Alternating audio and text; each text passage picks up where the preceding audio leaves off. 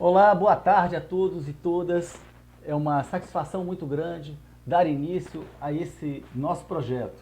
Já há algum tempo vimos pensando, estruturando as ideias para organizar uma atividade dessa natureza e com a parceria com a Rádio Capoeira e com a contribuição do nosso querido amigo, mestre Paulão Kikongo, estamos tornando esse projeto uma realidade. A nossa intenção com o Capoeira em Tese é criar oportunidade para dar voz aos pesquisadores e às pesquisadoras que trabalham com o tema da capoeira em múltiplas perspectivas dentro das instituições universitárias, tanto no Brasil quanto no exterior. E assim, nós faremos uma série de entrevistas com o objetivo de criar esses vínculos para fortalecer as redes de pesquisadores e pesquisadoras da capoeira pelo mundo. Eu tenho essa vinculação com a área de ciências humanas, mas faremos também abordagens, entrevistas sobre outras temáticas que estejam no escopo dos estudos da capoeira. Eu me apresento. Eu sou Luiz Renato, sou mestre de capoeira, pratico a capoeira há muitos anos, pratico a capoeira desde a década de 1970, desde 78. Iniciei a capoeira com o mestre Sergipe, em Curitiba, e cheguei em Brasília no começo dos anos 1980. Na virada de 79 para 1980, eu cheguei e conheci Mestre Zulu. Mestre Zulu é o mestre que me entregou todas as graduações, é o mestre que me formou, mestre de capoeira, e, como é oportuno lembrar agora, é o mestre que me estimulou, que me incentivou aos estudos sobre a capoeiragem. Então o nosso objetivo aqui, como já foi dito, como já salientei, vai ser criar também um acervo de entrevistas para que nós possamos compartilhar essas experiências e as dificuldades que a capoeira atravessou ao longo dos tempos para se tornar um objeto de pesquisa. Por quê? Porque desde a primeira pesquisa realizada sobre a capoeira em um programa de pós-graduação estrito sensu no Brasil, até hoje, muita coisa aconteceu, muita coisa se modificou. A capoeira ganhou espaço, a capoeira se tornando um fenômeno de alcance mundial do ponto de vista de sua prática, foi também tendo uma repercussão no âmbito dos estudos e se tornando cada vez mais um objeto de estudo em perspectiva multidisciplinar, abrangendo diversas outras áreas, muito bem, Joel, diversas outras áreas extremamente relevantes. Então, atualmente, sociologia, antropologia, história, toda a gama das ciências humanas, o campo das políticas públicas, todas essas áreas têm despertado para a capoeira como um fenômeno plural, como um fenômeno diverso, como um fenômeno rico, capaz de nos permitir interpretações mais complexas da realidade. Então, cada vez mais, nós temos percebido que os estudiosos vão além daquela dimensão do estudo da capoeira como um fenômeno pitoresco. Eu estou aqui fazendo uma introdução ao tema, enquanto o nosso mestre Paulão, que hoje está nos bastidores, na função técnica, acerta os detalhes para a convocação do nosso convidado de hoje. Bom, eu vou agora chamar a atenção aqui para os detalhes da formação desse grande pesquisador que é o Júlio César de Souza Tavares. Vou contar uma curiosidade primeiro. Eu era um jovem estudante de sociologia, de terceiro ou quarto semestre, quando ainda nos primórdios das ciências sociais, eu começava a me interessar pela capoeira como um fenômeno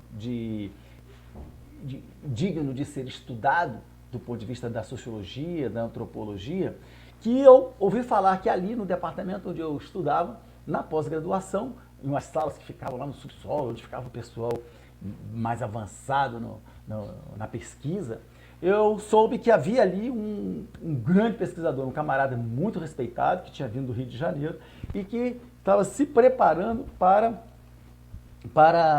a apresentação da sua tese, da sua dissertação de mestrado.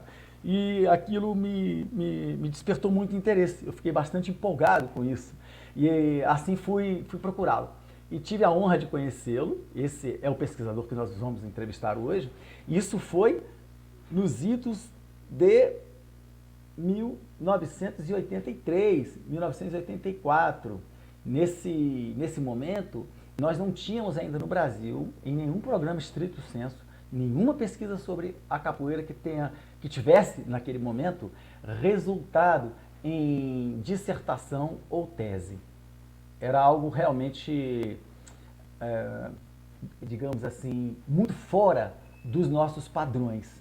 E isso me chamou muito a atenção. E assim, ao conhecê-lo, tive a oportunidade de conviver, de trocar ideias, de convidá-lo para a academia onde eu dava aulas de capoeira. Ele foi lá, conheceu, treinou e esteve também com meu mestre, fez aulas de capoeira com meu mestre, o que foi motivo de grande orgulho para mim. E ele tinha várias conexões com o mundo da capoeira de Brasília, inclusive com o mestre Tabosa e outros professores e mestres da capoeira de Brasília.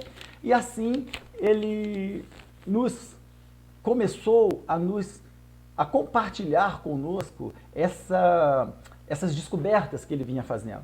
Júlio César falava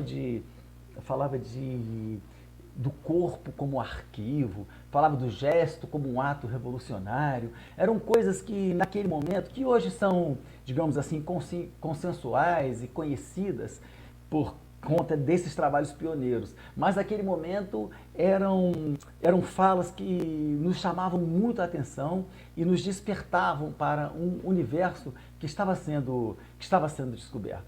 Algo bastante emocionante. E aquela prática que nós realizávamos era para nós um novo tema também de estudo. E como eu cursava sociologia, para mim foi uma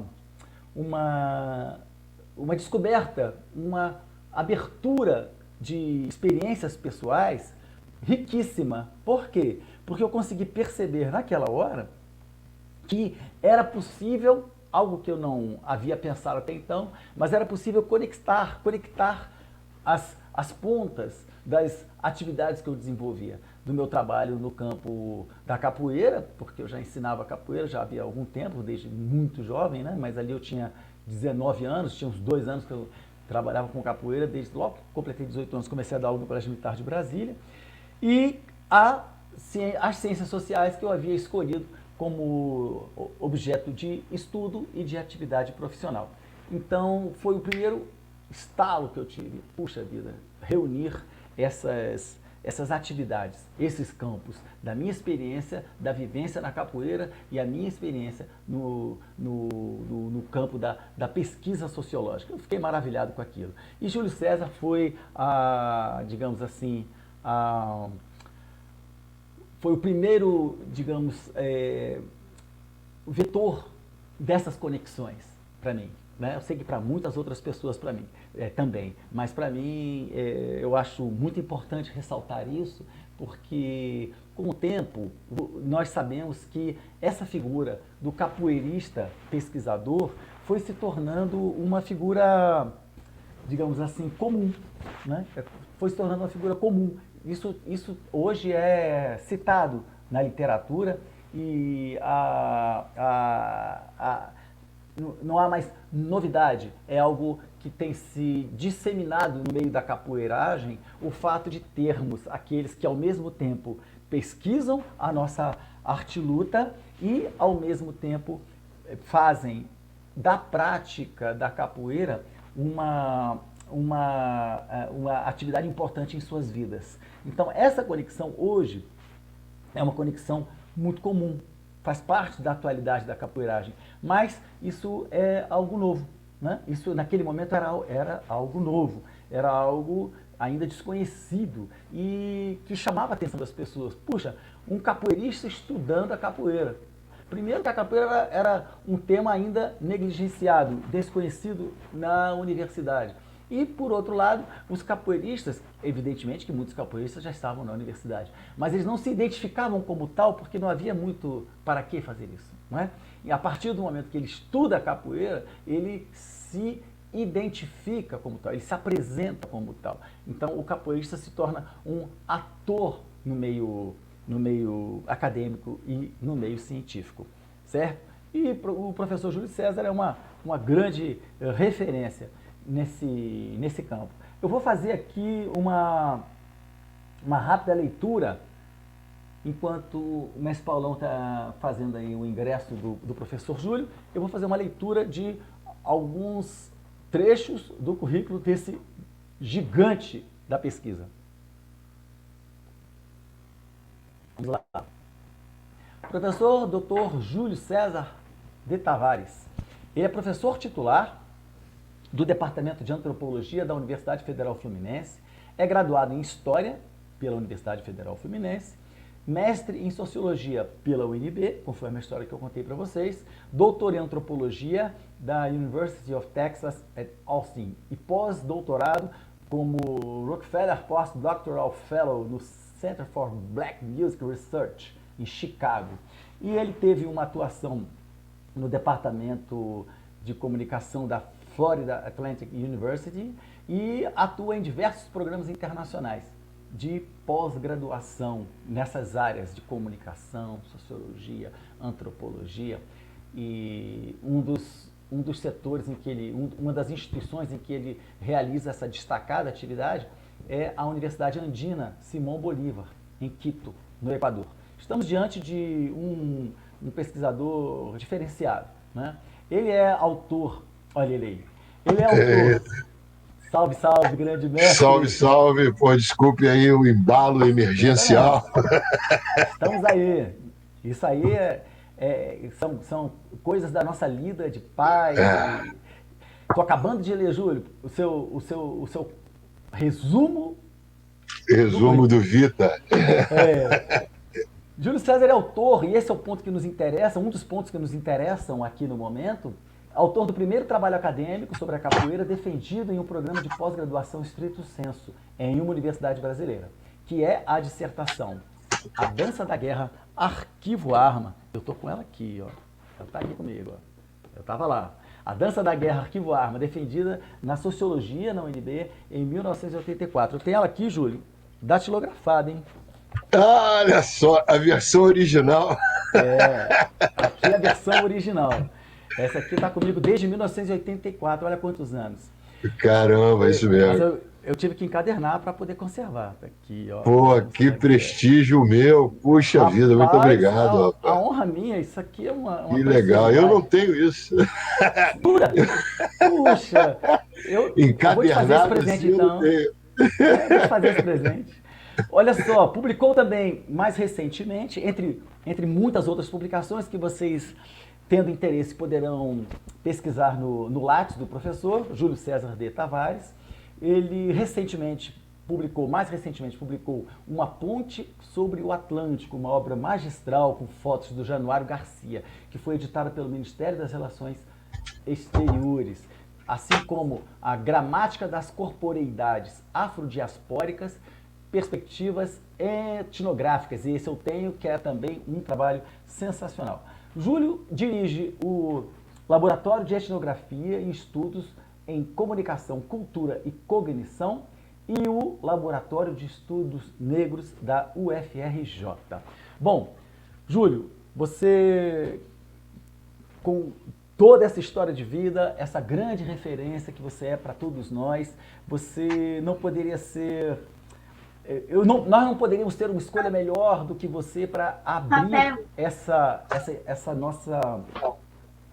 nossa série de entrevistas sobre teses e dissertações relacionadas à capoeira. Então, mais uma vez, o meu agradecimento em nome da Rádio Capoeira, em nome do nosso querido mestre Paulão, que é o organizador que viabiliza esse tipo de encontro.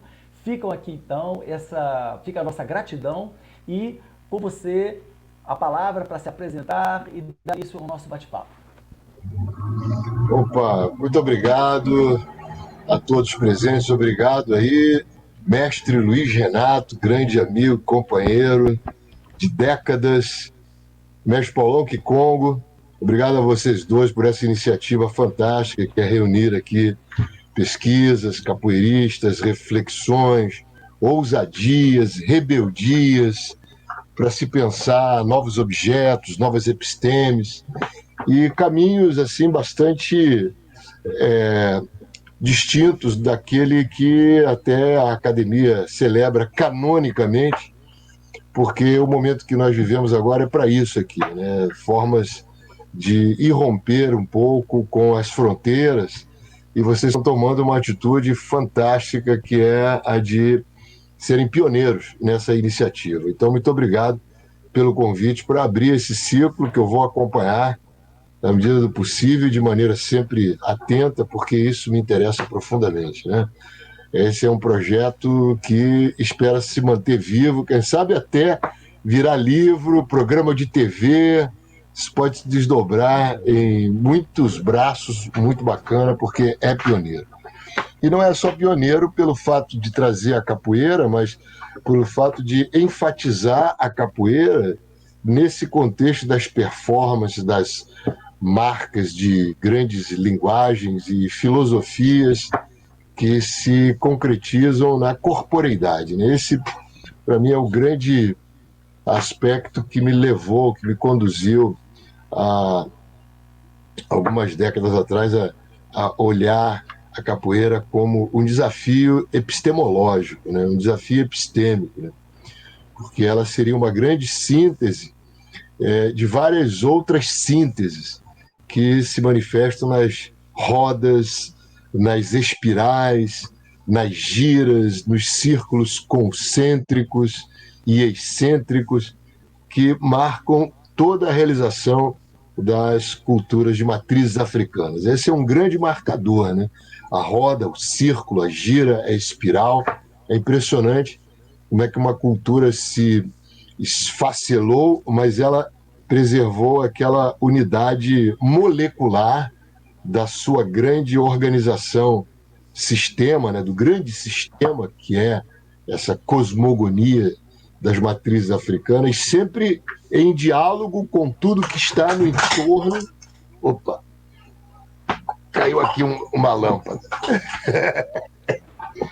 Em diálogo com tudo que está no entorno e também antropofagizando, deglutindo tudo que está no entorno e fazendo seu esse processo de conversa com as culturas no interior, as culturas indígenas, as múltiplas culturas africanas, as culturas europeias, elas foram todas tragadas. Já estou dizendo aqui, de início, que eu não acredito em pureza cultural, né? Já estou trazendo aqui, portanto, um marcador importantíssimo para se pensar as culturas de matrizes africanas, sobretudo por esse tipo de dinâmica, né? Que é uma dinâmica dialógica o tempo todo, seja dentro das mais de 2.000 manifestações culturais no continente africano, elas se tragam, elas se embebedam, elas se contagiam delas próprias.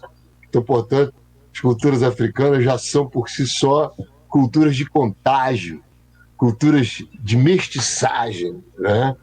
E quando saem de lá, nas suas múltiplas diásporas, em direção ao Brasil, em direção ao Caribe, em direção à Europa, elas já estão também com essa disponibilidade ativada de dialogar com tudo que estiver no seu entorno. Isso não tira de maneira nenhuma esse aspecto meritoso da sua marca nativa, que é essa dimensão africana. Mas, ao mesmo tempo, alarga essa dimensão para ser sempre pensada em diálogo, né? As culturas africanas não são culturas de endogenias, elas são culturas de diálogos no seu entorno o tempo todo. Isso aconteceu no Brasil. O Brasil é isso.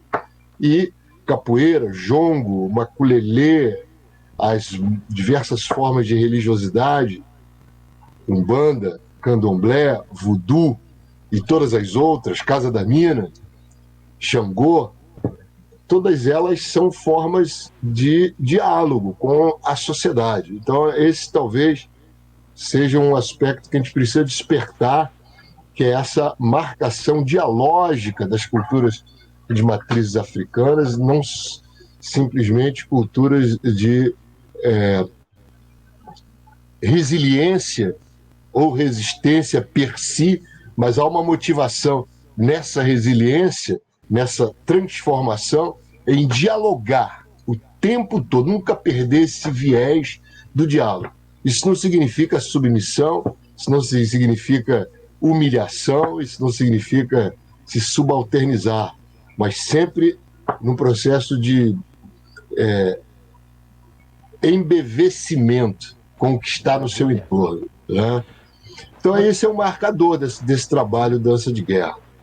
Você traz uma série de questões interessantíssimas do ponto de vista das rupturas epistemológicas que você presencia, que você contribui para que sejam feitas em um universo em que o conhecimento se desenvolve e se desenvolvia e ainda se desenvolve de forma estruturalmente colonial e colonizante das cabeças, dos pensamentos.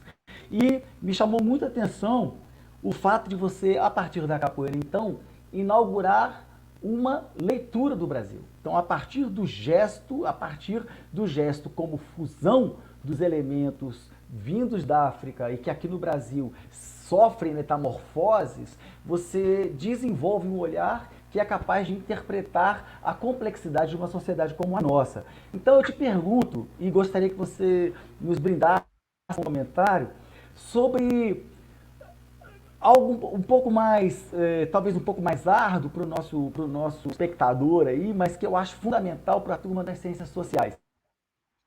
Você, em um momento em que a gente ainda vivia um pensamento sociológico predominante, muito fundado em leituras como a Escola de Frankfurt, e leituras profundamente racionalistas, críticas, mas ainda muito estruturadas sobre aqueles referenciais de uma esquerda tradicional, que ainda tinha que incorporar outras leituras para formar uma percepção crítica de uma sociedade plural como a nossa. Como é para você, naquele momento, você desenvolver essa dupla ruptura, que é introduzir o corpo como objeto de estudo, que não tinha nada de consolidado ainda na academia brasileira, o corpo como arquivo, você trazer isso para a cabeça daqueles cientistas sociais ainda muito fechados nos movimentos sociais tradicionais, no estudo dos sindicatos, da sociologia rural, que era muito forte no centro de pesquisa onde você trabalhou, e essas novas epistemes a partir das referências de conhecimento trazidas da África. Como é isso? Buscar a legitimidade de um objeto. Eu sei que você enfrentou muitas resistências em relação a isso, de um objeto de estudo e de uma nova leitura epistêmica. Isso é uma pergunta. É uma pergunta cuja resposta, nossa, é um curso sobre metodologia, né? Mas muito obrigado pela pergunta. Eu sou o primeiro a me matricular. Pô, seria muito interessante, sim. É uma reflexão longa. Eu vou tentar sintetizar, mas você acompanhou. Na época, você era meu contemporâneo, aluno lá da graduação, entusiasmadíssimo já com o mestrado. E você falou muito bem, era um curso, um programa de pós-graduação. Eu fugi do Rio de Janeiro, porque eu não encontraria de maneira nenhuma no Rio de Janeiro suporte para essa reflexão. E fui para Brasília, porque a infraestrutura de Brasília me seduzia muito mais. Então, Brasília me dava a chance de ter autonomia, né, de trabalho. Né? A pós-graduação na Universidade de Brasília, naquela época, era privilegiante em termos de infraestrutura. Né? Então, eu teria uma sala, bibliotecas para pesquisa, bolsa, como eu fui muito bem posicionado no exame de admissão. Então, eu tinha o que mais eu precisava, porque era uma construção autodidática. Né? Na verdade, eu estava querendo fazer o aprofundamento dessa ruptura epistêmica mesmo, que começou na política. Né?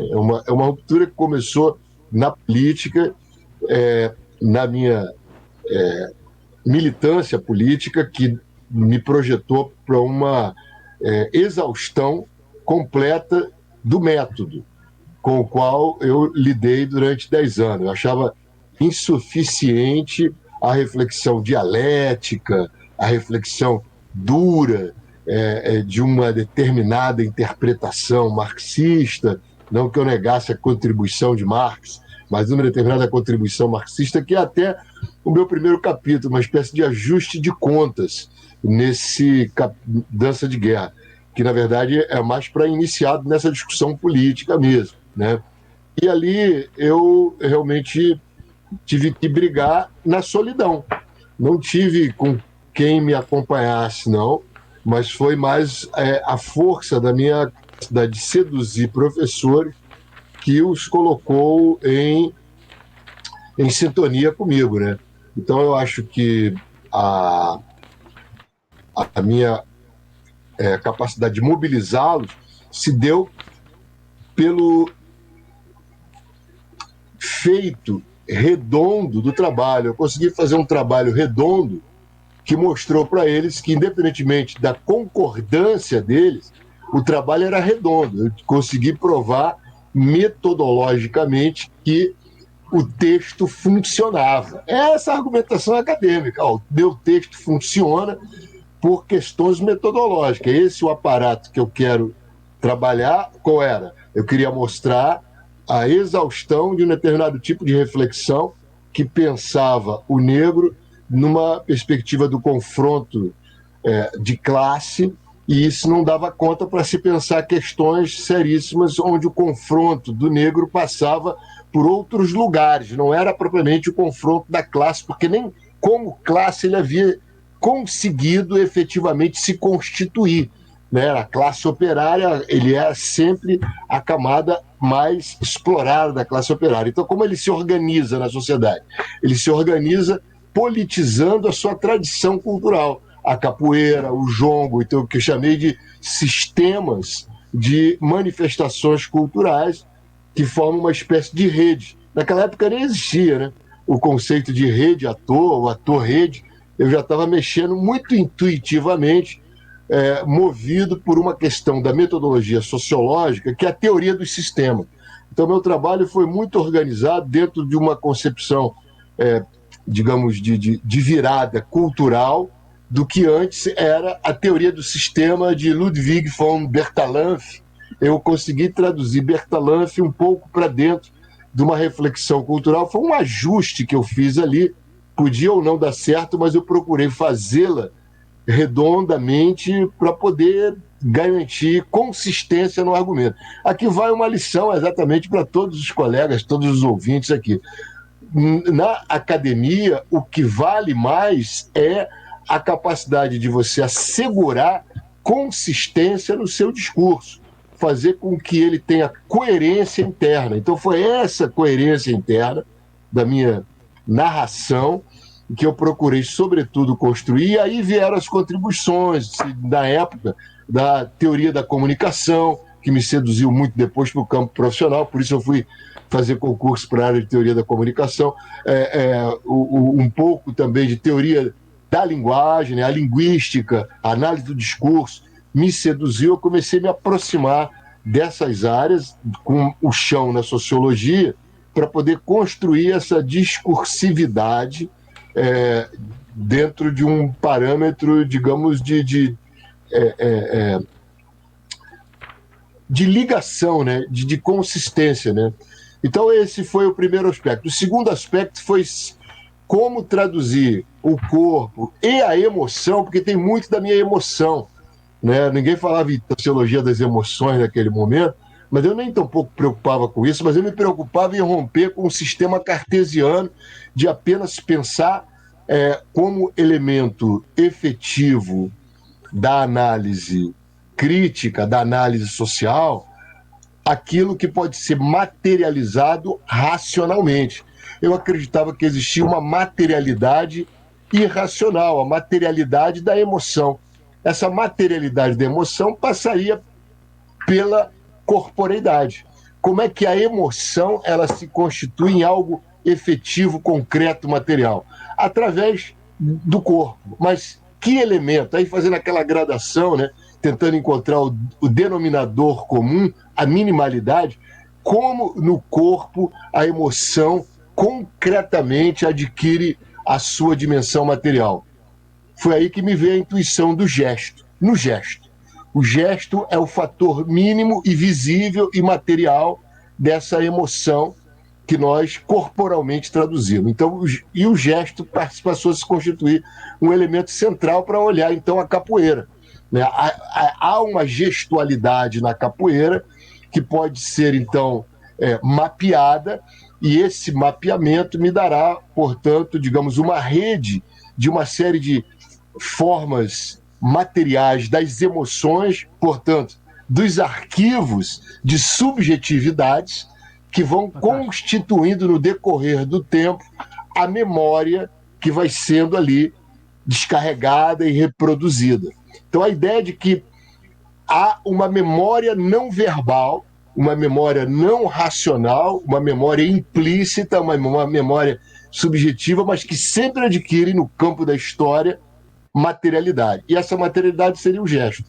Foi quando eu intuí essa coisa da ginga, a ginga como um elemento central, organizador de todo esse conjunto da gestualidade. Bom, tudo isso aí, gente, simplificando, né, para mostrar para vocês que é mais complexo do que isso, mas simplificadamente, essas duas questões me empurraram para esse tipo de ousadia. Mostrar, de um lado, que o cartesianismo não dá conta, quer dizer, a visão meramente racionalista não dá conta de uma capacidade analítica profunda do que são as contribuições das populações subalternizadas na sociedade, até porque elas trazem muita de subjetividade na sua memória. E, em segundo lugar, para capturar essa dimensão dessa subjetividade, era importante encontrar materialidades dessa subjetividade, dessa memória não verbal, quer dizer, dos aspectos cognitivos dessa memória não verbal. Então eu usei pensar essa gestualidade como o mínimo divisor comum, né? A minimalidade menor. E isso depois eu fui encontrar, por incrível que pareça, né? Eu encontrei exatamente esses argumentos 20 anos depois nas ciências cognitivas, né? Isso já no meu doutorado. Aí por isso eu fui para Berkeley, né? Onde eu encontrei o pessoal que estudava a cognição gestual. E aí para mim foi uma piração, eu fiquei completamente movido por essa reflexão, por esse caminho, né? Continuo nele até hoje, é muito salutar. Que maravilha, que maravilha. Eu lembro, Júlio, e é um ponto que se conecta com essa sua observação acerca do gesto como sintagma, como elemento indivisível da comunicação, né? Elemento indivisível da comunicação corporal, digamos exato, assim, para usar para ousar adentrar uma área que não é a minha, mas que é essa linguística saussuriana e toda essa percepção do estruturalismo na linguagem. Então você tem ali o gesto como aquele elemento mínimo que compõe o discurso, uma narrativa corporal, se eu entendi bem a sua fala, os seus escritos, né? Essa proposta é interessantíssima. E na ginga, eu me lembro, veja como isso foi marcante. Eu estive na sua defesa em 1984. E quase 40 anos. Você vê que no anfiteatro, professor Sérgio Paulo Roadet, professora Bárbara Freitag, foi um momento memorável que é sempre lembrado na história do nosso departamento de Sociologia na universidade. E eu me lembro de um ponto, e eu consegui agora localizar aqui na sua dissertação, que suscitou um debate muito interessante. Você parte para destacar esse componente da memória registrada no corpo negro, você parte do que você chama dessa trinalidade da cabeça, tronco e membros para uma composição complexa do corpo negro envolvendo cabeça, membros, quadril e tronco. Então a ginga, ela tem a dimensão do movimento do quadril que, veja, é uma percepção tão, digamos assim, intuitiva para qualquer um que lide com a cultura brasileira, mas a academia tem uma dificuldade gigantesca de lidar com essas coisas.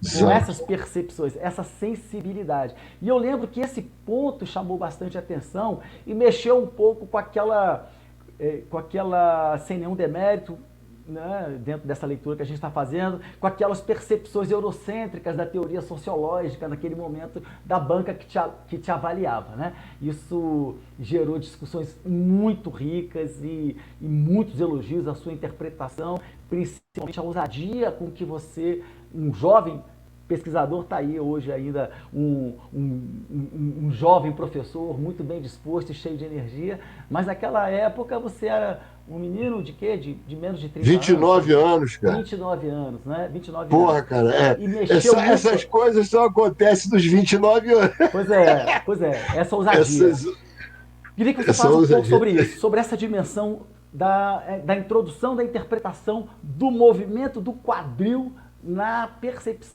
da corporalidade. Pô, cara, essa, para mim, continua sendo a grande, digamos, o grande desafio, né? O grande caminho, que não é só para mim, não. Eu acho que é o grande caminho das ciências sociais, que para mim é a união da reflexão que junta mente e corpo. Porque a gente não consegue fazer essa junção. A gente pensa a mente ou pensa o corpo.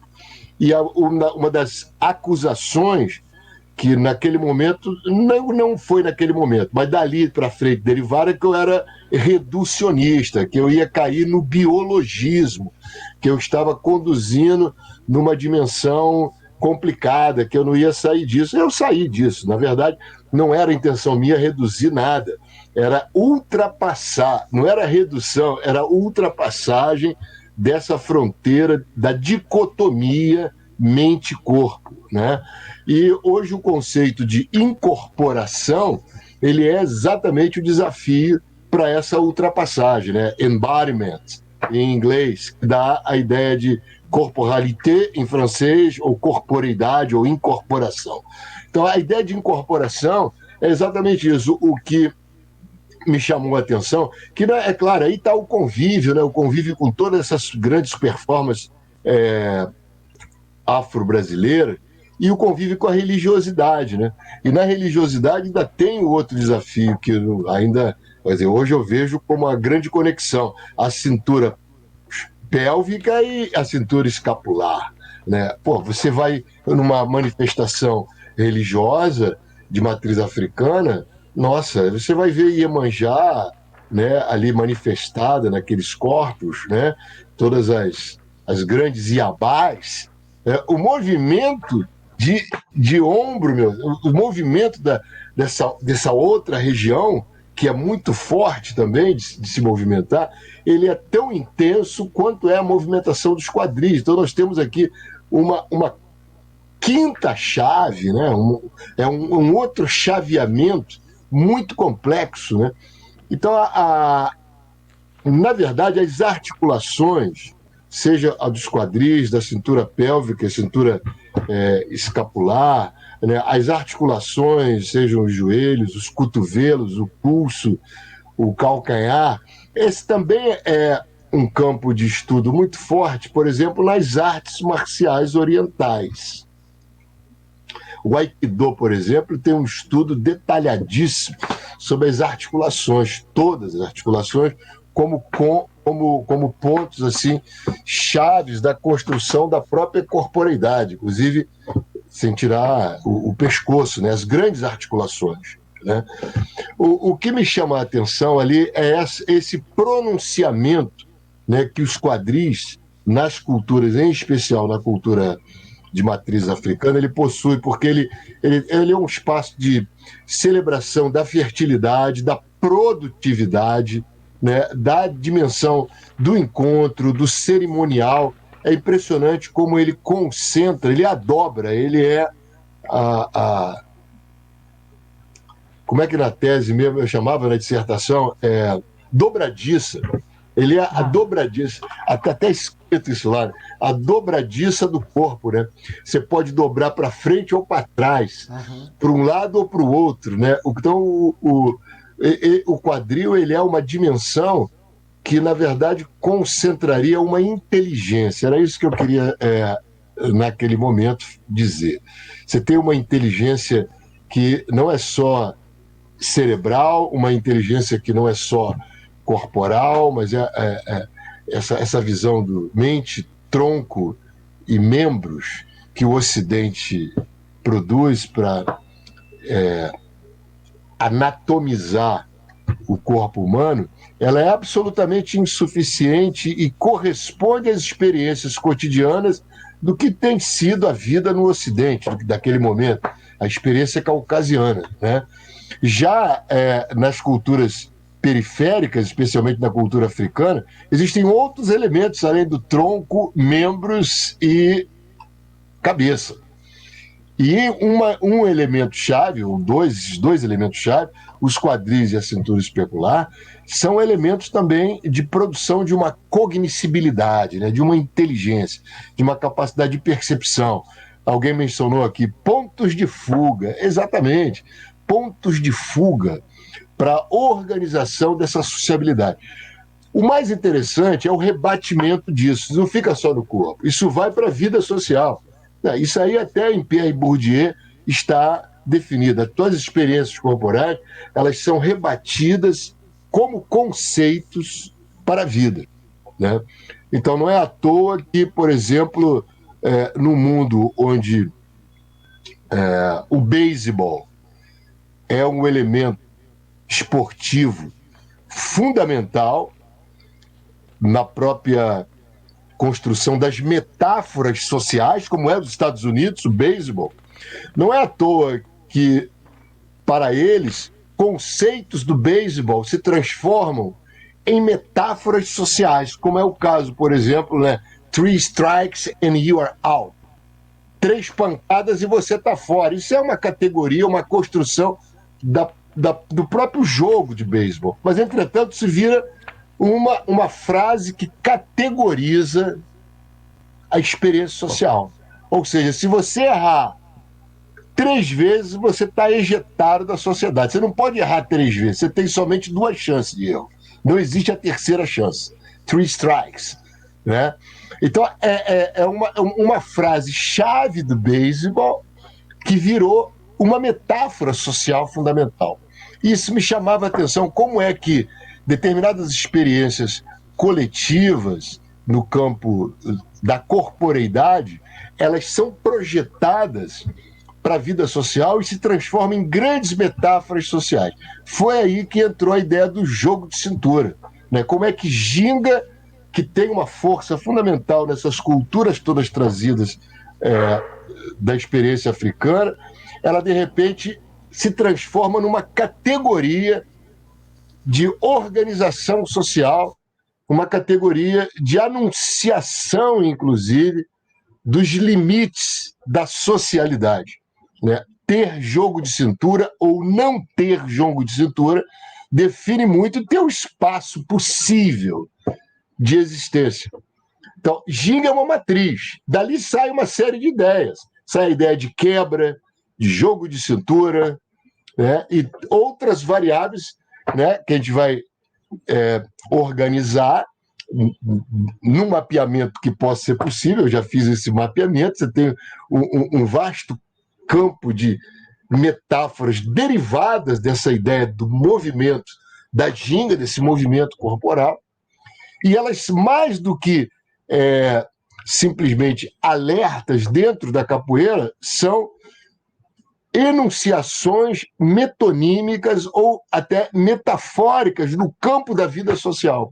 E você tem que aprender isto, porque isso define, inclusive, figuras centrais, como é a ideia do malandro e as suas derivações, que é a malandragem, a partir dessa construção conceitual que é derivada de uma experiência corporal. Então, essa dinâmica da corporeidade para a metáfora social já demonstra claramente que você estaria raciocinando, já está refletindo fora da dicotomia. Você está articulando ali mente e corpo de maneira simbiótica.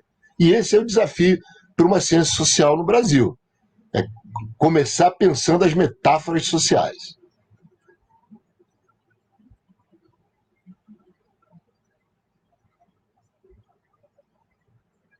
Opa, faltou som.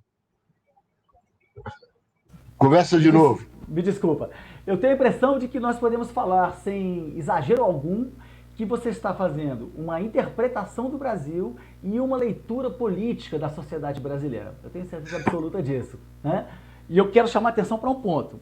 Você me disse se eu estou certo na interpretação da leitura e releitura do seu trabalho. Você escreve o seu trabalho ainda na vigência da ditadura militar.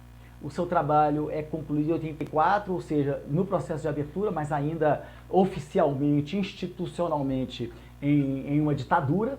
E você, em alguns momentos, inclusive, fala sobre Tancredo, sobre a dimensão da negociação que precisava penetrar as esferas da política para a transformação do Brasil. E conclui o seu trabalho com uma muito interessante prospectiva, né? Uma prospectiva. A sua conclusão é um olhar para frente, como exigia o momento difícil que a gente vivia. Vou pedir que você comente um trecho que eu já citei diversas vezes, já usei como epígrafe, porque é lindo, que está aqui na versão original, eu estou sem a paginação, mas está na conclusão do seu trabalho. Toda coragem é pouca, mas temos que correr o risco de penetrar o não dito do inconsciente coletivo do povo brasileiro, se quisermos, enquanto intelectuais, desenvolver alguma análise mais reveladora sobre a possibilidade de um autodesenvolvimento cultural. Esse inconsciente, o que é esse inconsciente, professor? O inconsciente, claro, não é uma coisa uniforme, né? O inconsciente coletivo, ele é uma colcha, né, de vários fragmentos. Então ele tem assim uma composição diferenciada, são vários elementos que vão constituir um marcador de uma memória, de um sentimento, marcadores de uma lembrança É um bricolagem? e uma nostalgia. Isso. É uma bricolagem. Né? Mas nessa composição bricolé, essa composição diferenciada, essa colcha de retalho, você vai ter uma espécie de topologia, né? Onde, em determinados momentos, elementos desta composição fragmentada acaba catalisando, magnetizando o conjunto dos outros elementos. Então, o século XX foi esse momento, né? Um momento assim de organização desse conjunto bricolé, esse conjunto fragmentário de inúmeras memórias e experiências, mas tem uma memória que nunca consegue ser achatada. É uma memória que, por mais que se tenta recalcá-la, ela acaba se manifestando e até mesmo a memória ou a lembrança que se quer fazer predominante tem que engolir ela, tem que negociar com ela. Então, esses elementos dessa memória, eles vão aparecendo de uma maneira ou de outra no decorrer do século XX. E é essa movimentação, eu não vejo o inconsciente como uma coisa plana, eu o veria mais como uma espécie de topologia, né, em movimento, quer dizer, é um plano irregular em movimento, onde você tem esse sobe e desce de elementos, onde eu estou querendo destacar que esses elementos da cultura africana são sempre prevalentes, embora sempre ao mesmo tempo trabalhados para serem recalcados, mas eles pulam, achar que eles pulam. E eles organizam uma espécie de negociação no consciente. O inconsciente obriga que na consciência das pessoas, ou seja, no dia a dia, no encontro, haja uma negociação, onde esses elementos são moedas da negociação. Que elementos são esses? Moedas da negociação. É esses elementos sempre desse jogo assimétrico que é marcante na cultura africana. É o jogo entre estar e não estar, tá ruim, mas vai melhorar, ter e não ter. Né? Então, essa é uma espécie de linguagem que, especialmente no litoral, ele tende a se organizar, muda um pouco mais para o interior. Então, por isso que essa topologia, ela deve ser pensada não como algo fixo, mas sempre em movimento. Então, o inconsciente é uma composição, digamos assim, heteróclita, né? Fragmentária, mas em movimento, mas sempre com esses tipos como é que poderíamos metaforicamente imaginar? É como se fossem soluços, né? Esses soluços da memória africana. Que ela é uma sombra, né, cara? A memória que eu estou chamando aqui de africano como metáfora, né? Das experiências das populações negras no Brasil. Então, o africano vem com uma grande metáfora. Ele é sempre um assombro, porque é o tempo todo isso. Você tem que sufocar a memória da maioria da população. Sempre foi a maioria. Sempre foi a maioria. Então, para um processo de colocar a memória, a contribuição e os elementos constitutivos da história desse país, sempre de forma apartada, no que diz respeito a essa grande maioria, pô, é uma luta incessante, né, por parte dessa elite dominante. Então, ela é incansável nesse apagamento, nesse recalcamento, porque tem que manter isso. Nós operamos, desculpe-me o alongamento da resposta, mas nós operamos muito dentro da lógica da Revolução do Haiti, né? Que o mundo ocidental opera o tempo todo na marginalização e no apagamento daquilo que foi a mais importante das revoluções da modernidade, Revolução Francesa e a Revolução do Haiti. Mas nunca se fala da Revolução do Haiti, porque é a única revolução na história da humanidade onde os escravos venceram. Porra, não existe isso. Espartacus tentou, mas não venceu. Santo Domingo. No Haiti, os escravos venceram e não só venceram, proclamaram a imagem do colonizador uma república. E ainda derrotaram o colonizador republicano, Napoleão, que foi lá para tentar apagar eles. Não conseguiu, derrotou Napoleão. Você vê, o Ocidente tem que apagar essa memória. No Brasil, nós vivemos isso. Nós vivemos a sombra do Haiti.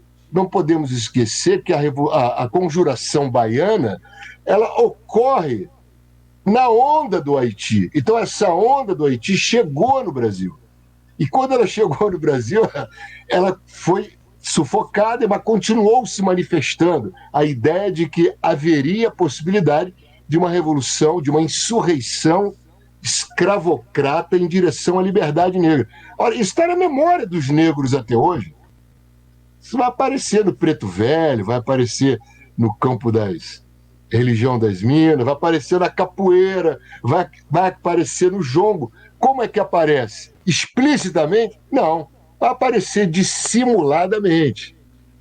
Então, essa dissimulação que está na topologia, na hora do soluço, então você finge que morre de novo, daqui a pouco reaparece numa outra condição, é aquela ebulição, sempre demonstrando a permanente manifestação, como metáfora visual, ela é talvez a grande força motriz de todas essas manifestações ativas, né, que estão aí, né, cada vez mais vivas, né, como a capoeira. Nossa, a grande explosão dela mundial é isso. Por que ela seduz? A capoeira seduz pelo aspecto libertário dela. Quando chega na Sibéria, quando chega no Japão, quando chega na Alemanha, tem uma vibe, ela tem uma capacidade de catalisar corporeamente os indivíduos por uma sensação de liberdade. No Brasil começa, as crianças têm essa sensação. É o que captura. Então, nós conseguimos traduzir uma experiência social libertária em performance ativa, né? Professor, um ponto que, para nós terminarmos esse primeiro momento, a gente vai completar nossa atividade por no máximo 1h30 de conversa, porque temos que ter um limite físico, infelizmente. Mas Para concluir esse primeiro momento, antes de fazer uma síntese aqui de perguntas apresentadas, eu gostaria de chamar a atenção para um detalhe que é quase talvez seja um cumprimento de uma formalidade, talvez seja uma tentativa de dizer, olha, tudo isso que eu estou falando nessa dissertação tem um fundamento extremamente prático para quem quiser, e você faz uma incursão na dimensão educacional na sua tese. Né? E isso é bem interessante, e eu faço uma conexão com as nossas experiências, porque tínhamos ali uma pessoa que viria a ser minha orientadora, mas que foi sua orientadora, que é a professora Bárbara Freitag, que era especialista em educação, e que em outros momentos tive a oportunidade de conviver com ela em experiências bem interessantes. Ela me orientou também em trabalhos muito interessantes, mas bem depois da convivência com você. E você faz uma reflexão ali extremamente atual sobre as limitações de um processo pedagógico que faz a dicotomia entre corpo e mente. Você praticamente denuncia a impossibilidade de um projeto pedagógico estruturante e libertário com base em ações em que o corpo repousa enquanto a mente funciona. E para que e quando o corpo entra em ação, a mente para de funcionar.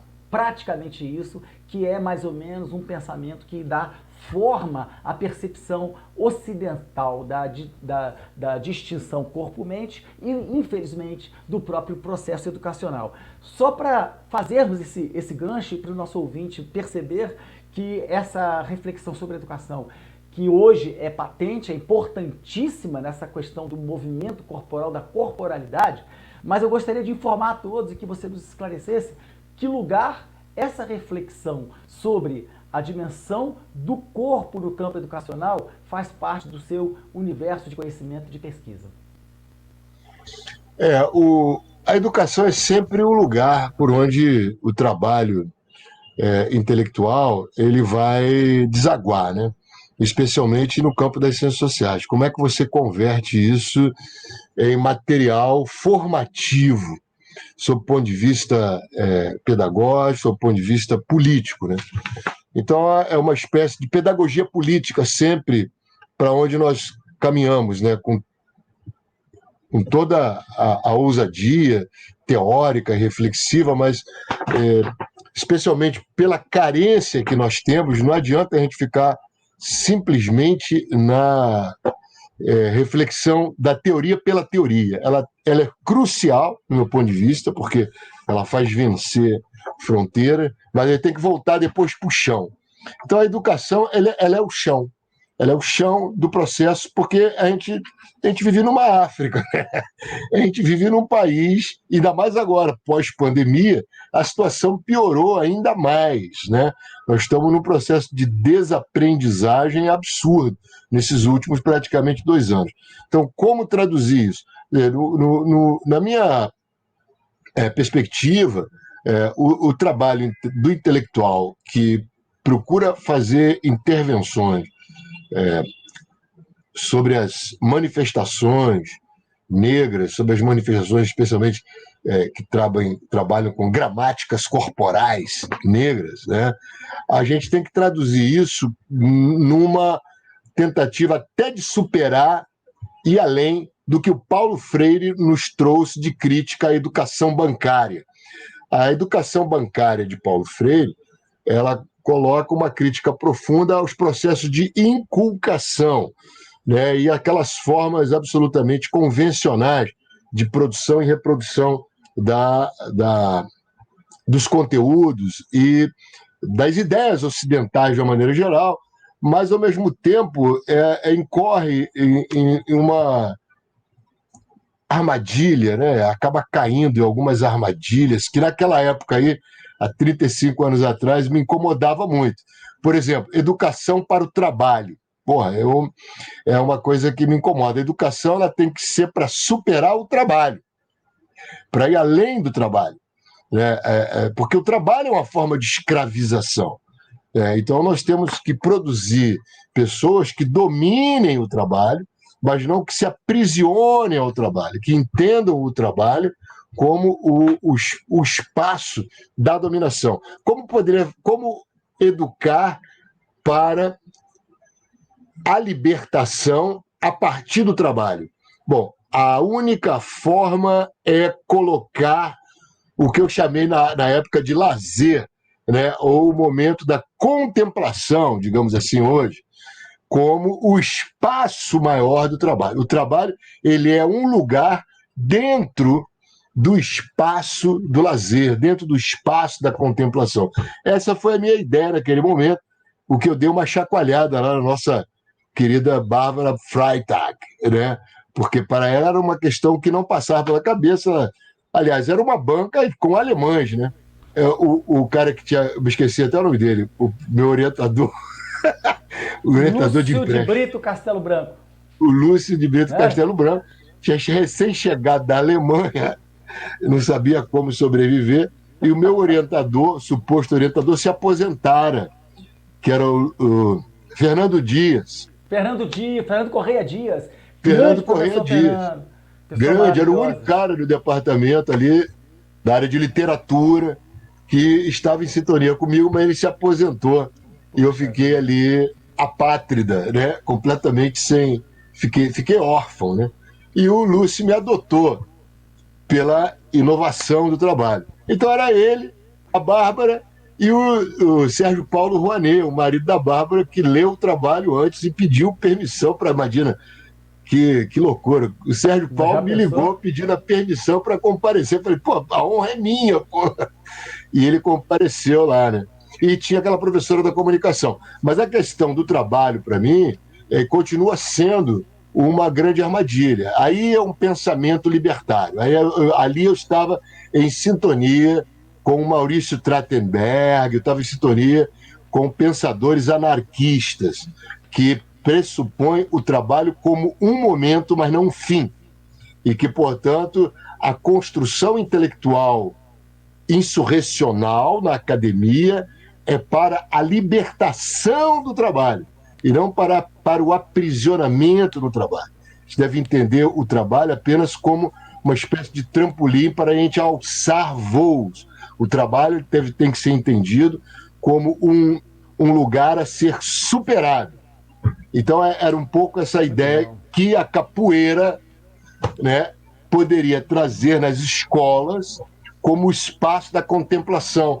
A minha ideia era que a aula fosse dada na roda, aula de matemática, aula de biologia, os conteúdos, primeiramente utilizasse a roda e que a gente mergulhasse a partir dos elementos que a roda fosse sugerindo para trazer as referências, né, as ilações de natureza mais conteudística, mas o espaço não era o espaço quadrado da cadeira da sala de Tá. aula, mas é o espaço aberto da contemplação e do lazer através da experiência da capoeira. Da circularidade do mundo, representada a circularidade da capoeira. Fantástico, professor. Eu queria te pedir agora, trazendo de uma forma um pouco sintetizante aqui, algumas das interpretações, das leituras, das observações feitas pelas pessoas que compartilham aqui suas experiências, suas leituras e que estão, olha, maravilhadas, muitos elogios, muitas congratulações pela sua contribuição, pela sua participação hoje, por esse registro que fica, né? Isso aí é uma das coisas que a internet nos proporciona, a gente poder deixar esse registro aqui, depois mandar o link e compartilhar ainda mais esses saberes. Eu diria que nós podemos adotar dois eixos. Eu já vou apresentá-los conjuntamente para que você faça a sua reflexão da maneira mais livre, como desejar. Um seria o ponto dessas peculiaridades da filosofia africana, uma observação feita pela professora Renata e algumas outras pessoas também enfatizaram isso, com a dimensão da afetividade na ruptura de paradigmas que estão muito presentes nos conhecimentos ocidentais, nas formas, digamos, tradicionais e formais de percepção do mundo. Então, como eu sei que você é um camarada que valoriza, prestigia e utiliza muito nos seus estudos, nos seus trabalhos, nas suas aulas, as leituras dos filósofos africanos e essa literatura negra, eu gostaria que você destacasse algumas referências que podem ser estimulantes e incentivos importantes para aqueles que se iniciam na pesquisa desse campo de conhecimento. E outro aspecto levantado pela nossa querida Letícia Reis, que faz parte desse primeiro rol de pesquisadores que ainda na virada dos anos 80 para os anos 90 escreveram suas dissertações e teses, né? Você, depois veio a minha, Letícia, Carlos Eugênio Soares e Liberac Pires. Nós nos encontramos, nós 5, uma vez, né? Na Bahia.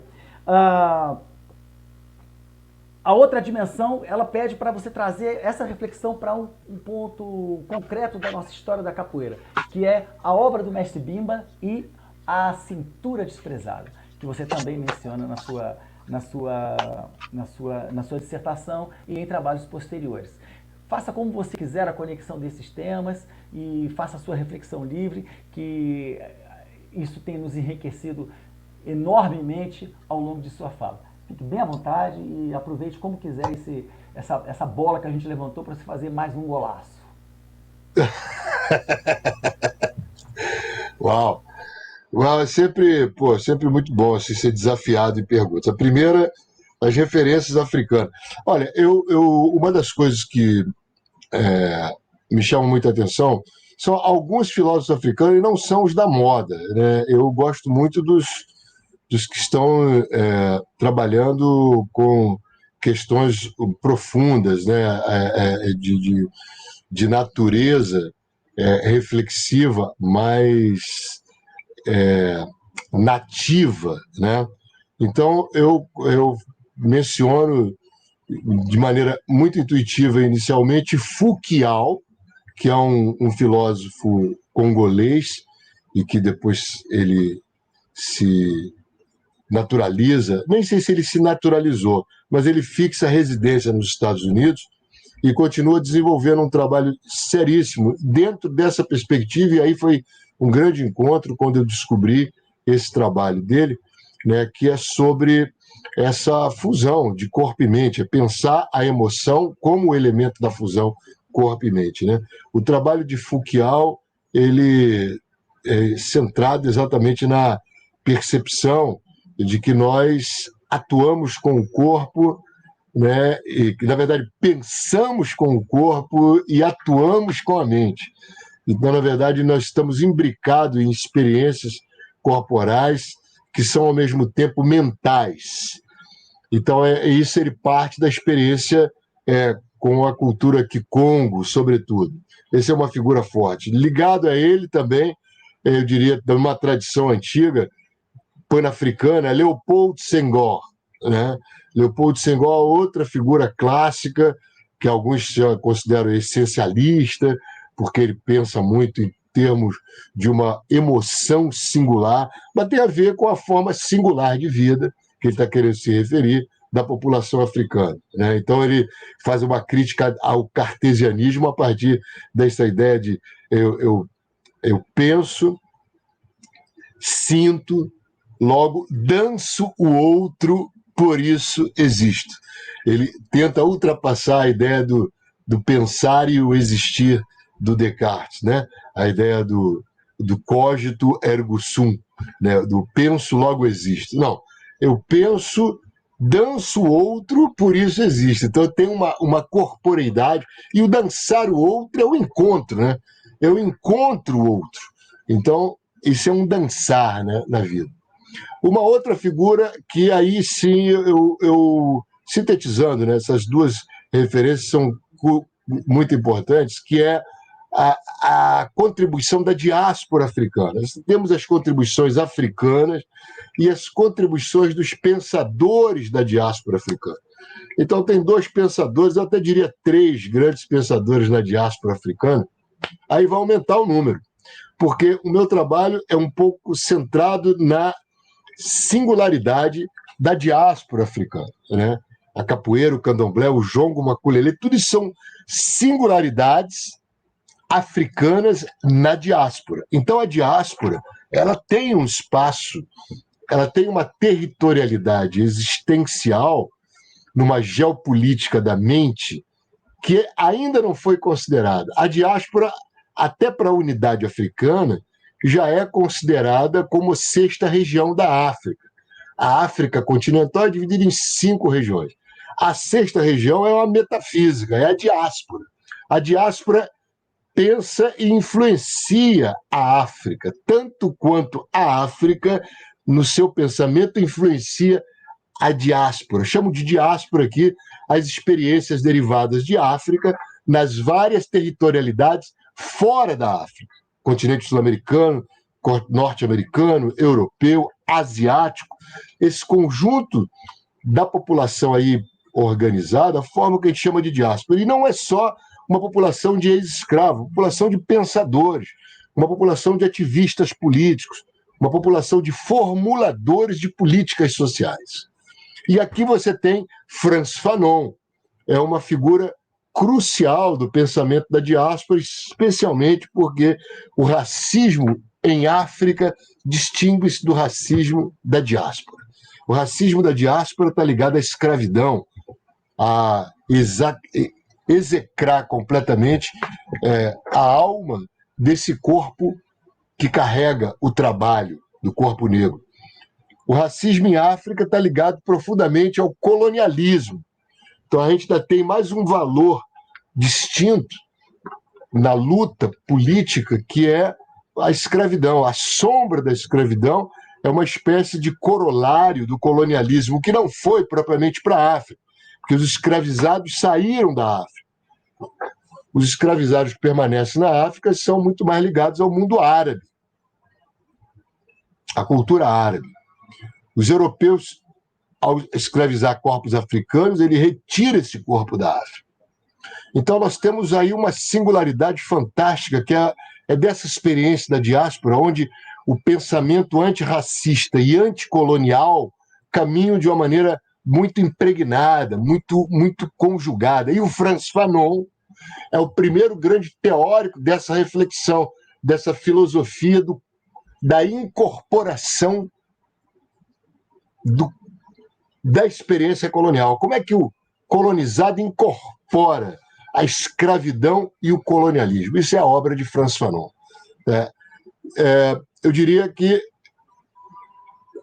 Lélia Gonzalez, né, é uma outra grande pensadora dessa questão, junto com o Abdias Nascimento, e de maneira muito pontual naquilo que eles apontam para as formas de apartheid existente na diáspora africana. A gente fala em apartheid, a gente pensa exclusivamente nos corpos apartados na África do Sul e nos Estados Unidos, com Jim Crow, e na África do Sul desde 48. Mas o apartheid brasileiro, que existe antes de todos eles, nós não comentamos, né? Nós temos políticas de favorecimento à população branca no campo acadêmico, no campo sanitário, no campo da saúde, no campo legislativo, no campo político, que remonta desde o século XIX, desde a independência, desde Pedro I. E nós, fica mais configurado ainda com a lei das terras, na virada da primeira para a segunda metade do século XIX, quando fica explícito que preto não poderia ser dono de terra. Mas a gente não considera isso a política do apartheid. Então, acho que quem toca nisso de maneira fecunda e permite-nos refletir sobre isso de maneira vigorosa, tem que avançar essas fronteiras. Abdias do Nascimento, por um lado, Lélia Gonzalez, por outro lado. Essas 3 figuras na diáspora têm um papel importantíssimo, inclusive para o movimento de elaboração política nos Estados Unidos. Agora, eu diria que há uma filosofia africana na diáspora, uma filosofia afrodiaspórica, mas ela está nas metáforas corporais, está nas experiências existenciais vividas pelo corpo, que esse é o território onde o negro se organiza. E, ao mesmo tempo, ele exporta essa experiência para o conjunto da sociedade.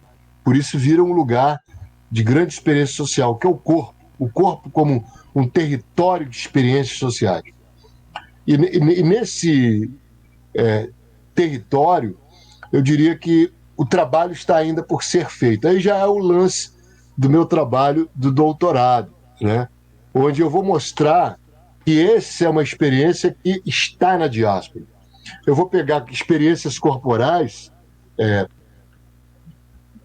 das populações afrodiaspóricas, afro-brasileiras e afro-americanas e mostrar como elas são construídas, reproduzidas e disseminadas a partir das experiências do corpo. Eu pego a experiência do jazz nos Estados Unidos, que é uma luta política, uma fronteira política importantíssima, e a ideia de cool, e comparo a ideia de cool derivada da experiência negra do jazz com a ideia de ginga, derivada das experiências negras corpóreas a partir da capoeira do afro-brasileiro.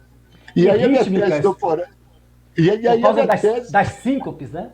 Exatamente. As síncopes continuam lá, mesmo que sejam construções distintas, porque a ginga, sob o ponto de vista da corporeidade, ela pressupõe horizontalidades no movimento.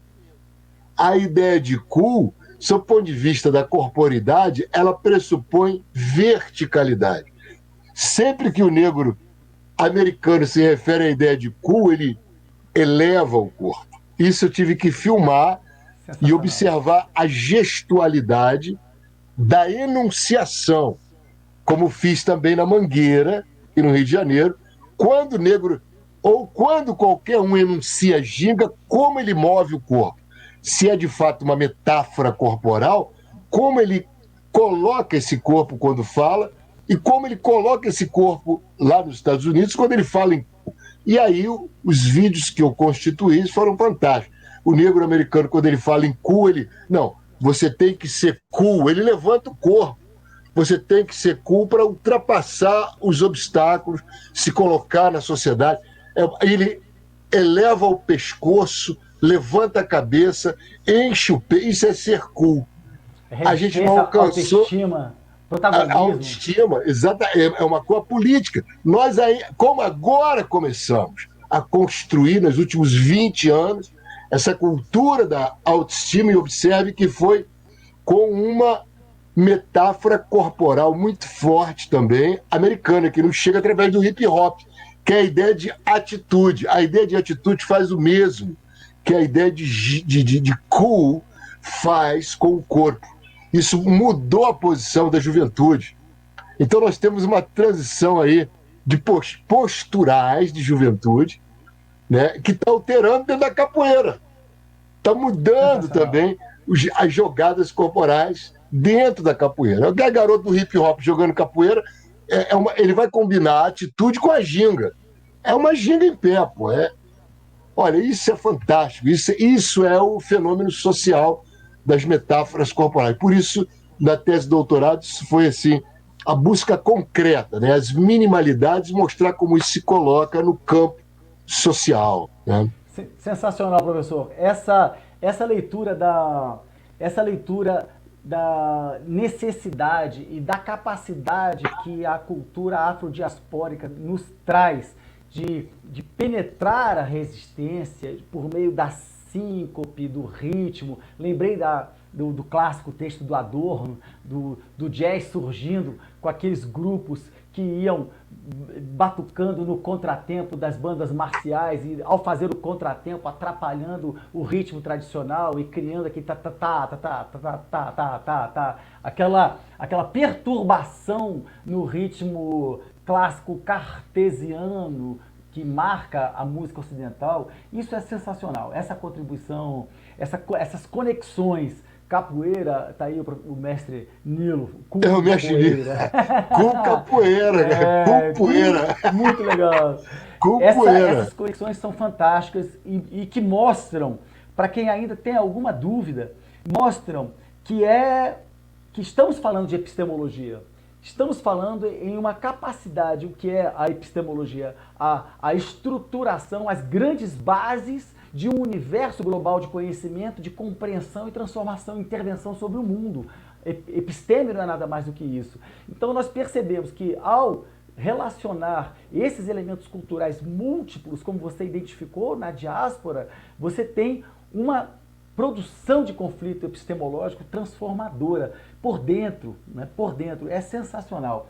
Olha, nós estamos chegando agora a 1h30 de atividade. Esse papo podia ser estendido por muito mais tempo. Se depois você desejar deixar um e-mail para contato, você faça essa gentileza de nos encaminhar. A Rádio Capoeira vai ter muito prazer em deixar isso disponível.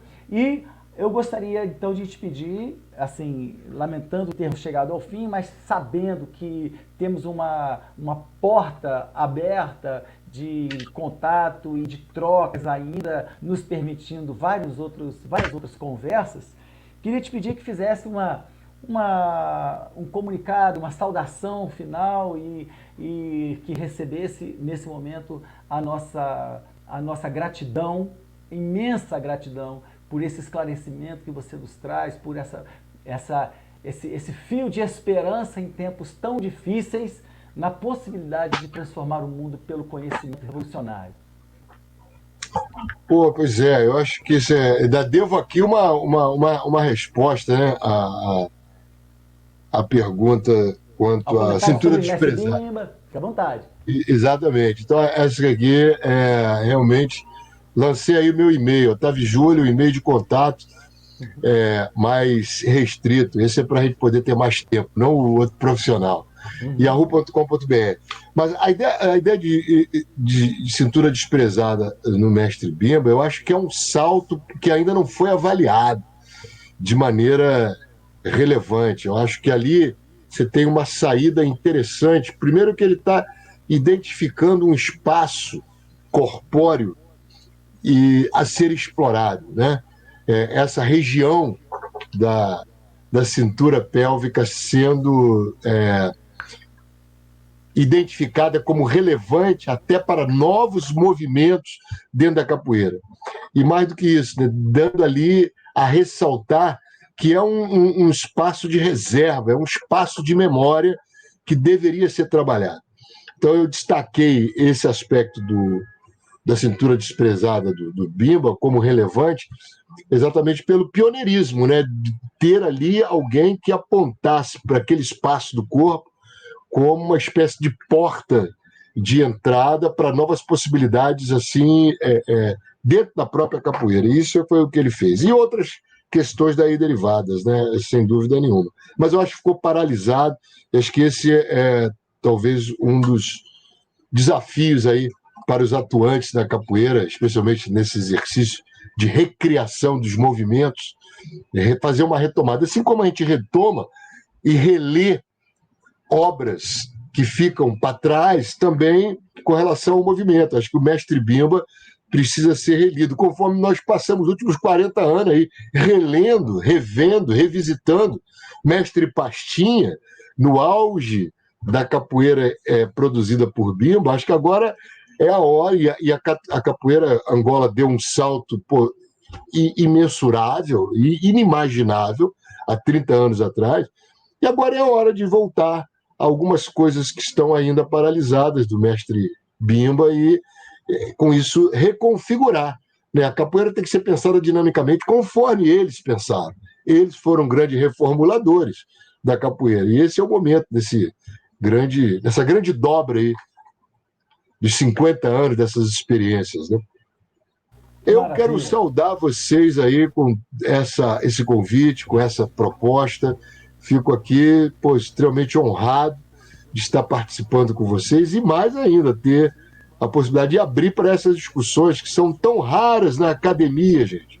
Importante que vocês compreendam que a academia virou algo extremamente prático hoje é um lugar onde discussões como esta, que aqui vocês me forçaram a fazer, abrir respostas mediante perguntas tão afiadas, esta discussão não rola na academia. Nós não temos mais academia. Eu vivi essa academia.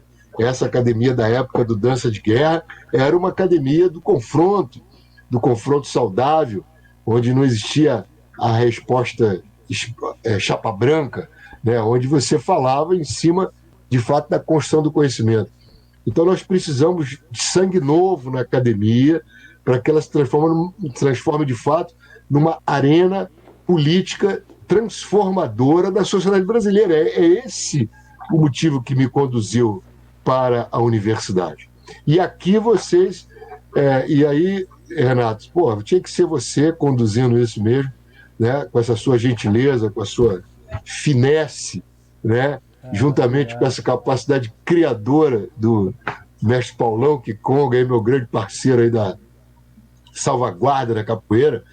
Então nós podemos contar com vocês como uma espécie de espaço de debate. Isso nós estamos precisando, né? E a capoeira, mais uma vez, abrindo. Nós não temos esse espaço de debate no campo religioso da capoeira, não temos ainda nos outros campos profanos, como no jongo, no samba. Não existe um espaço com esse nível de debate.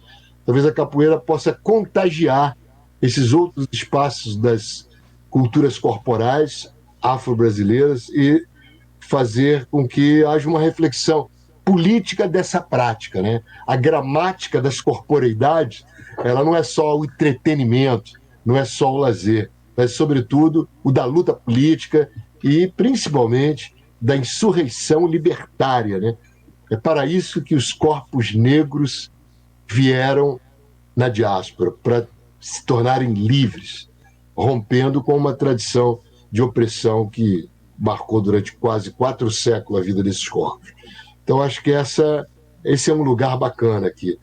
E contem comigo para continuar pavimentando esse espaço aqui.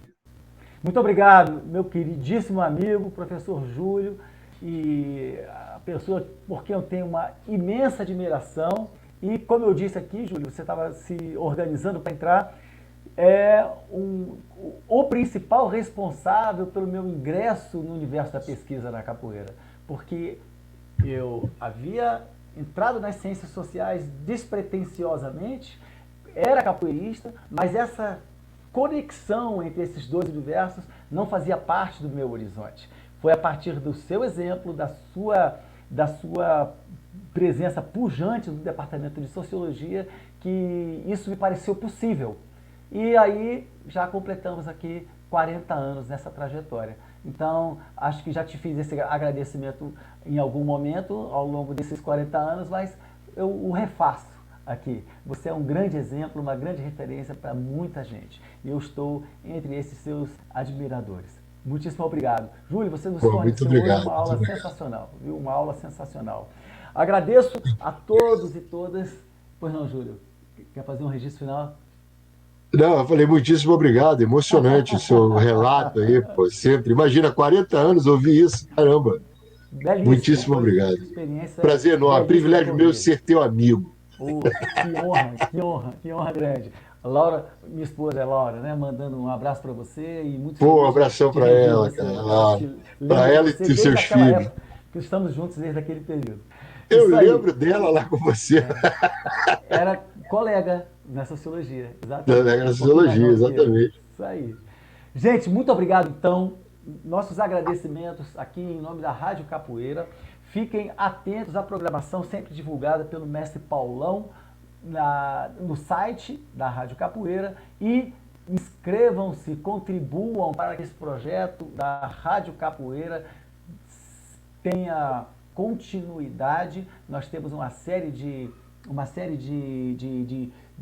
dificuldades a enfrentar para fazer uma mídia que enriqueça, que apresente um contraconhecimento, que traga ciência de verdade, e para isso a gente precisa da participação, do compartilhamento. É simples, é divulgar as hashtags da Rádio Capoeira, fazendo com que seja possível abranger um universo maior. Em breve faremos a divulgação dos próximos entrevistados, seguindo em frente com Capoeira em Tese. Então, obrigado, professor Júlio, obrigado a todos e todas que participaram. O mestre Paulão Kikongo vai fazer agora o sorteio. E aí, galera, eu estou aqui só nos bastidores, quero agradecer a presença de vocês. Quem quiser concorrer ao livro do professor Júlio, Dança de Guerra, Arquivo Arma, compartilha aí a hashtag Capoeira em Tese. Eu dou só um minutinho, hein, e vou começar o sorteio. Quem não compartilhar vai perder a oportunidade de ganhar esse livro, hein? Dou-lhe uma, dou-lhe duas, só tem 6 pessoas compartilhando a hashtag. Então, vamos lá. A turma está conhecendo ainda. Vamos lá, meus caçapas. Vamos mandar ver aí. Vou começar o sorteio, hein? Opa! Tá começando aí, ó. O negócio é chique.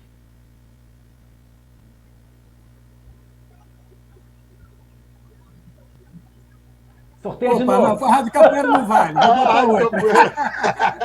Não, vou botar outra. A Rádio Capoeira não vale, porque eu divulguei a hashtag e caiu na rádio. Vou colocar outra.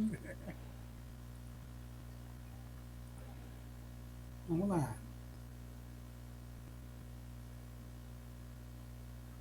De novo. Não, isso pertence à Rádio Capoeira. Também é da rádio. Caramba, também é da rádio. Desculpa aí, galera. Vocês estão por fora, hein? Vamos lá. Compartilha aí, pessoal. Eu não posso, não. Agora vai dar. Porque ele não pode repetir. Mestre Esquisito, meu livro. Parabéns, Esquisito, parabéns. Isso aí. Obrigado, meu mestre. Maravilha. É isso. Deixa eu só, pessoal, isso aqui, fazer o print aqui para poder encerrar e eu sair da sala para vocês terminarem aí. Tá. Esse espaço não é meu. É de vocês. É obrigado. Obrigado, mestre Paulão, pela gentileza, pela cortesia e pelo espaço que você oferece para o encontro da universidade com o mundo da capoeira. Gente, um abraço, felicidade, Capoeira em Tese. Sigamos em frente. Axé.